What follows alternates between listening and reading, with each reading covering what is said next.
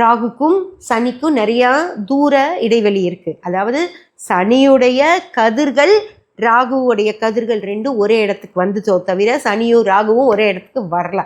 சனியோட கதிர்கள் சனி ஒரு இடத்துல இருக்குது, அது இந்த பூமிக்கு தன்னுடைய கதிர்களை கொடுக்கக்கூடிய இடத்துல ராகுவும் தன்னுடைய கதிர்களை கொடுத்துட்டு போச்சு. அவ்வளவுதான் நடந்ததோ தவிர இந்த ரெண்டு கிரகமும் ஒன்றா எதிரெதிராலாம் மீட் பண்ணிக்க இல்லை. அது ஒரு தூரத்தில் இருக்குது, ராகு ஒரு இடத்துல இருக்குது.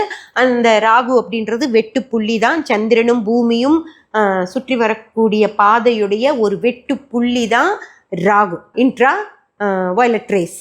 அதுதான் ராகுன்னு சொல்கிறத தவிர ராகுங்கிறது கிரகம் கிடையாது, அதுக்கு ஒரு பாடி கிடையாது. ஓகேங்களா? அது ஒரு வெட்டுப்புள்ளி. அதை இன்ஃப்ரா வயலட் ரேஸ்ன்னு சொல்கிறாங்க. கேதுவை இன்ஃப்ரா ரெட் ரேஸ்ன்னு சொல்லுவாங்க. அது ரெண்டும் தான் இருக்குது. அந்த ராகுவுடைய அந்த வெட்டுப்புள்ளியும் சனியுடைய எங்கேயோ இருக்கிற சனியும் ஒரே டிகிரியில் அது ரெண்டும் கடந்து போகுது. இங்கே ராகு கிடக்குது, அங்கே சனி கிடக்குது.